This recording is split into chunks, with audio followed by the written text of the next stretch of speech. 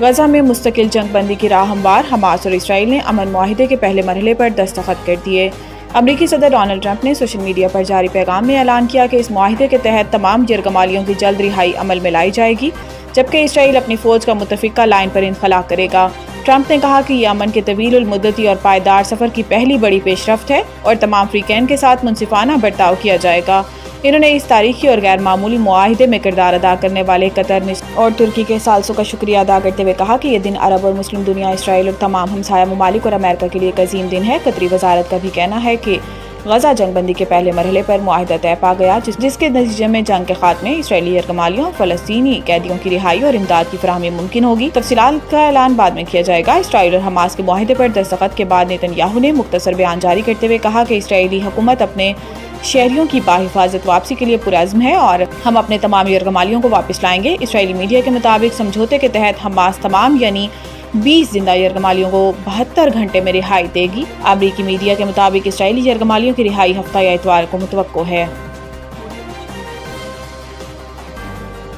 IMF और पाकिस्तान के दरमियान स्टाफ लेवल मुआहिदे के सिलसिले में गैर मामूली पेशरफ्त।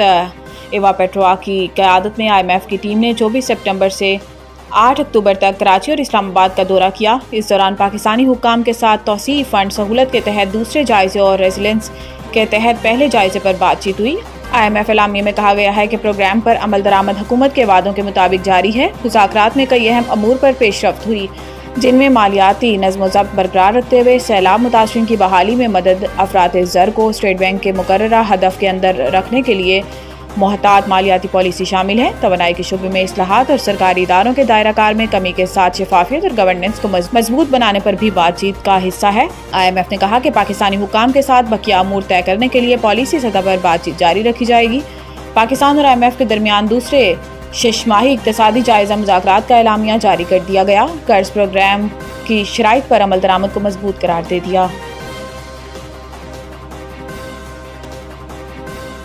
गवर्नर KP का अली अमीन गंडापुर के इस्तीफा पर शायराना तबसरा। गवर्नर खैबर पख्तूनख्वा फैसल करीम कुंडी ने कहा कि वज़ीर आला KP अली अमीन गंडापुर का इस्तीफा अब तक मौसूल नहीं हुआ। इस्तीफा देखकर पता चलेगा कि मुस्ताफ़ी होने की क्या वजह है। फैसल करीम कुंडी का कहना था कि कोई कानूनी या आईनी नुक्ता मुबहम हुआ तो इस्तीफा वापस भी किया जा सकता है। याद रहे कि गुज़िश्ता रोज़ अली अमीन गंडापुर ने अपना इस्तीफा दस्तखत करके गवर्नर खैबर पख्तूनख्वा फैसल करीम कुंडी को भिजवाया था। अली अमीन गंडापुर अपने बयान में कहा था कि मनसब इमरान खान की अमानत थी, जिसे वापस कर दिया। नए वज़ीर आला सुहेल अफरीदी को मेरी मुकम्मल हिमायत हासिल रहेगी।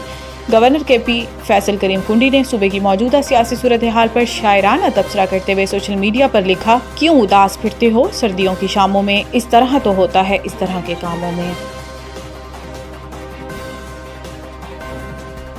इलेक्शन कमीशन का तहरीक इंसाफ को बड़ा धचका, तमाम अरकान असम्बली आज़ाद करार। Islamabad election commission of Pakistan ने सुप्रीम कोर्ट के फैसले की रोशनी में तहरीक इंसाफ और सुन्नी इत्तेहाद काउंसिल के अरकान असम्बली को आज़ाद करार दे दिया। इलेक्शन कमीशन ऑफ पाकिस्तान की जानिब से जारी एलामिया के मुताबिक कौमी और सूबाई असम्बलियों में PTI से वाबस्ता तमाम अरकान अब आज़ाद हैं। इलेक्शन कमीशन का कहना है कि सुप्रीम कोर्ट के 25 अगस्त 2025 के तफसीली फैसले के बाद अरकान की वाबस्तगी PTI या सुन्नी इत्तेहाद काउंसिल से जाहिर नहीं होगी। सुप्रीम कोर्ट के आईनी बेंच के फैसले की रोशनी में कौमी असम्बली समेत सूबाई असम्बलियों में पार्टी पोजीशन भी तब्दील होगी। इलेक्शन कमीशन ने कौमी असम्बली पंजाब, खैबर पख्तूनख्वा और सिंध असम्बली की पार्टी पोजीशन से मुतालिक नई फहरिस्तें जारी कर दी। 2022 के सैलाब के बाद पाकिस्तान को $16.3 अरब दरकार थे। माली इमदाद ताहाल नहीं मिली। Pakistani high commissioner.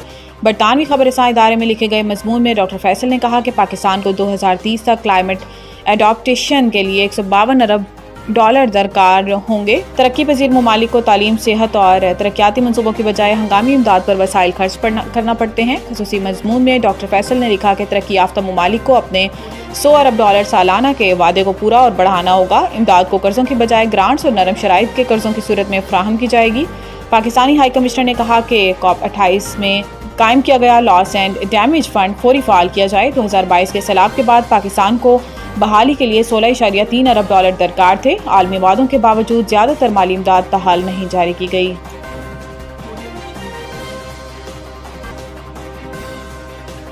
Cristiano Ronaldo दुनिया के पहले अरबपति फुटबॉलर बन गए। गुज़िश्ता 2 दिहाइयों से ज्यादा अरसे तक यूरोप के बड़े बड़े क्लब्स जैसे मैनचेस्टर यूनाइटेड और यूवेंटस में खेलते हुए 40 साला पुर्तगाली स्टार ने अपनी शोहरत से भरपूर फ़ायदा उठाते हुए नाइकी और आर्मानी जैसे ब्रांड्स के साथ अच्छे खास से नकद मुआहिदे किए, लेकिन मौजूदा वक्त में यानी अपनी खेल के इख्तितामी दौर में इन्हें सबसे अमीर खेलों के अफराद में शामिल कर दिया गया, जब इन्होंने जून में सऊदी अरब के क्लब अल नसर के साथ एक नया मुआहिदा किया जिसकी रिपोर्ट शुदा मालियत $400 मिलियन से ज़्यादा है।